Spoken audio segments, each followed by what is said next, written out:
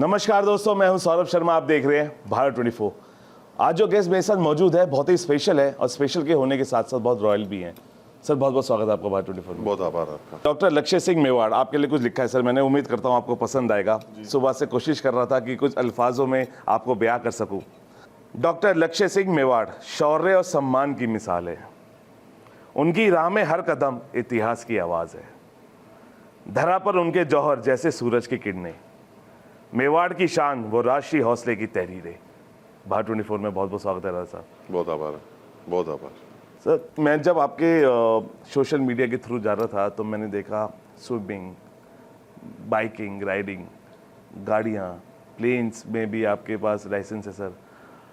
ये सब ये शौक भी होता है, लेकिन इसका वक्त कैसे निकाल पाते हैं? क्योंकि आपको सभा को भी टाइम देना है, अपने लोगों को भी टाइम देना है, और इतनी सारी चीज़ें एक उत्साह भी देती है और हौसला भी देती है उन सभी के लिए जो आपको देखते हैं थ्रू सोशल मीडिया। सर कैसे कर पाते हैं?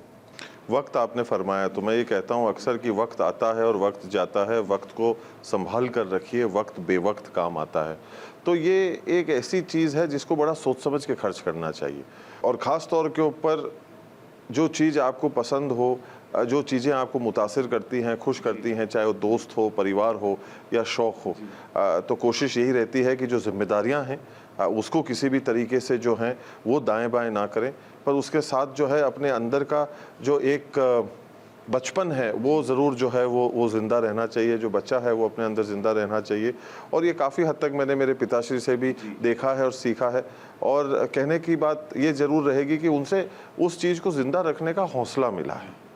राजा साहब बहुत सारी राज तिलक हमने देखे, लेकिन फिल्मों में देखे, लेकिन आज हम खुद उस चीज़ के गवाह बने।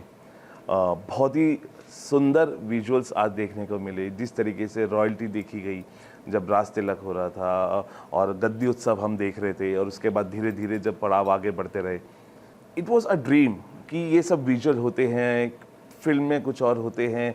कई बार आपको लगता है कि फिल्मिंग ऑफ जो सब हम दिखाते हैं और ये चीज़ों में कई बार बहुत अंतर हो जाता है, लेकिन जो मुझे लगता है कि जो आज मैंने अपनी आंखों से देखा वही चीज़ें हर चीज़ फिल्म में होनी चाहिए, ताकि उस क्रिएटिव चीज़ों का ज़्यादा इस्तेमाल ना हो सके, हम वही देख सके जो असलियत में होता है।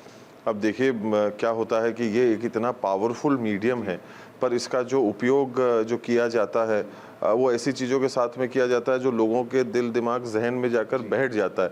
अब इश्क और मोहब्बत जो है वो पेड़ से लिपट कर और पीछे संगीत बजने के वक्त ऐसा तो एक हकीकी ज़िंदगी के अंदर कभी भी होते हुए हम लोगों ने तो कम से कम नहीं जो है वो देखा होगा कि जो है वो महिला जो है या जो पुरुष जो है वो पेड़ों से लिपटे हुए हैं, पीछे से जल तरंग बज रहा है या कोई संगीत बज रहा है।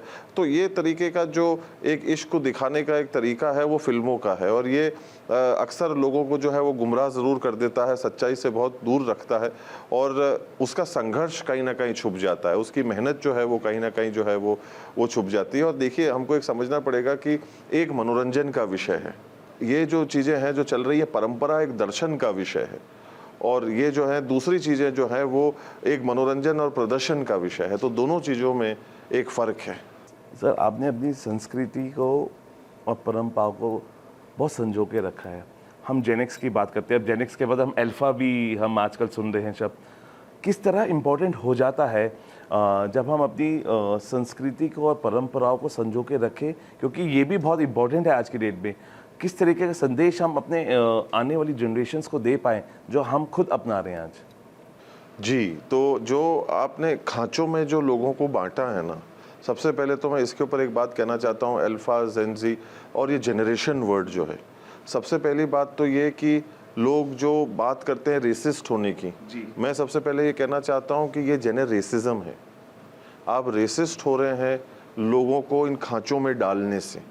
तो सबसे पहले तो हमको इस चीज़ को बंद करना पड़ेगा। एक 8 महीने का जो व्यक्ति है और एक 80 साल का जो व्यक्ति है, वो इस देश के लिए, इस जगह के लिए, इस पृथ्वी के लिए, इस ब्रह्मांड के लिए उतनी ही अहमियत रखता है।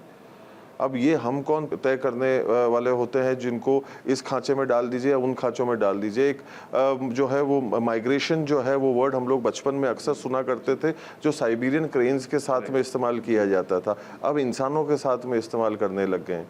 तो ये हमारे को हमारी परिभाषा, हमारी सोच, हमारी दिशा और दशा किधर जा रही है, ये हमको एक बार इसके ऊपर अंदरूनी तौर के ऊपर तय करना और विचार विमर्श करना जो है वो ज़रूरी है। तो सबसे पहले तो मैं ये कहूँगा कि लोगों को अपनी उम्र के हिसाब से खांचों में और बक्सों में डालना जो है उनको बंद करें, और जो उनकी सोच है उसके हिसाब से उनका जो है आकलन करना शुरू करें, बात करना जो है शुरू करें, और गंभीरता से थोड़ा सा इन विषयों को देखें। सहूलियत के हिसाब से कि ये इस उम्र से इस उम्र तक उनको इस खांचे में डाल दिया, ये चीज़ ठीक नहीं, ना हमारी संस्कृति ना हमारी परंपरा। क्योंकि अक्सर अगर आप हमारी संस्कृति में देखेंगे तो बच्चे दादा दादी या नाना नानी के साथ ही वक्त गुजारते हैं। तो ये दो आपके मुताबिक जो जनरेशन्स हैं ये पोल्स अपार्ट हैं, बट फिर भी रहते साथ में। क्यों? क्योंकि संस्कृति का एक धागा है जो इन्हें बांध के रखता है, और उसी को हमको जिंदा रखना है। आखिरी दो सवाल, क्योंकि आप स्पोर्ट्स में भी बहुत रुचि रखते हैं और हमारे जो युवा हैं आजकल स्पोर्ट्स में बहुत अच्छा प्रदर्शन कर रहे हैं, और क्योंकि आज मैं खुद उदयपुर में आपके साथ मौजूद हूँ, उदयपुर के युवाओं के लिए क्या कुछ राजेश साहब कर रहे हैं ताकि वो स्पोर्ट्स में अलग अलग फील्ड्स में अपना सहयोग दे पाए? नहीं जी, बिल्कुल। देखिए, आज की तारीख में किसी को प्रेरित करना एक काम होता है। मैं कोशिश ये ज़रूर करता हूँ कि लोगों को ज़्यादा से ज़्यादा जो है खेल कूद के क्षेत्र को लेकर प्रेरित करें। मैं क्रिकेट से जो है वो काफ़ी अरसे से, परिवार जो है काफ़ी अरसे से जुड़ा रहा। पिताजी फर्स्ट क्लास क्रिकेट खेले, दादाश्री फर्स्ट क्लास क्रिकेट खेले, तो वो एक स्पोर्ट ज़रूर रहा जिसके साथ में घर की काफ़ी यादें, सोच जो हैं वो जुड़ी रही। हालाँकि मेरे Dadashri first class cricket Ranji trophy खेलने के बाद, मेरे पिताश्री रणजी ट्रॉफी खेलने के बाद में वो जिता नहीं पाए। उनके परिवार से एक व्यक्ति लगा जो टीम में नहीं था पर बाहर था, उन्होंने जो है वो जिता दिया। तो मैं अक्सर मेरे पिता से खाने की मेज़ के ऊपर इसकी चर्चा ज़रूर करता था कि रणजी ट्रॉफी फाइनल्स वो लोग 8 बार पहुँचे और 8 बार लगातार हारे, और दादाश्री का तो वो सपना ही रह गया कि राजस्थान कभी जीती नहीं। पिताश्री का भी वो सपना रह गया। तो जब मैं एक एडमिनिस्ट्रेटिव साइड ऑफ क्रिकेट में गया, जब मैं राजस्थान क्रिकेट एसोसिएशन के अंदर एक पदभार मैंने संभाला था, तब एक बार नहीं राजस्थान 2 बार लगातार जीती, और उन्होंने पहली जीत के अंदर तो कह दिया कि तुक्का मार दिया तुम लोगों ने। और फिर जब हम दूसरी बार जीते तो फिर मैंने कहा इस बार क्या हुआ? बोले कि तुम दूसरी बात करो। तो कहीं ना कहीं उनके मन में वो खुशी ज़रूर थी कि राजस्थान जो है फाइनली जाकर जो है कभी वो एक दर्जा जो है वो अपना मुकाम जो है वो दर्ज करा पाया। तो बड़ी खुशी रही उस चीज़ को। सर, एक जाते जाते एक आखिरी सवाल, समाज सेवा और रॉयल परिवार के कर्तव्यों के बीच संतुलन कैसे बनाए रखते हैं सर आप? देखिए, सोच को गहरी मत करिए, फैसले खुद ब खुद कमज़ोर नहीं होंगे। आप सोच को गहरी कर देंगे, फैसले कमज़ोर होने लग जाएंगे। तो संतुलन तभी बनता है जो दिल की आवाज़ हो, मन की आवाज़ हो, जो एक सच्चे मन से पहली जो एक गूंज हमारे कान में सुनाई दे जाए, उसी को पकड़कर जो है इंसान को आगे चढ़ना चाहिए और सोच को गहरी नहीं करनी चाहिए। बिल्कुल राज साहब, जाते जाते मैं यही कहना चाहूँगा, क्योंकि कई बार मंजिलें हिलती है तो हिलने दो, लेकिन मुझे लगता है कि डॉक्टर लक्ष्य राज सिंह मेवाड़ का जो निशाना है वो अर्जुन के तीर जैसा है। जैसे राजस्थान 2 बार जीती, मुझे लगता है कि वो जीत हमेशा से हासिल होगी। बस एक उड़ान देने की बात है सपनों को, और आप जिस तरीके से युवाओं को एक सपनों की उड़ान उनको एक कोशिश करते हैं, मुझे लगता है कि बहुत आगे सारी चीज़ें में भी हमें जीत हासिल होगी। थैंक यू हमसे बात किया आपने। चलिए फिलहाल के लिए अभी इतना ही, आप बने रहिए भारत 24 के साथ।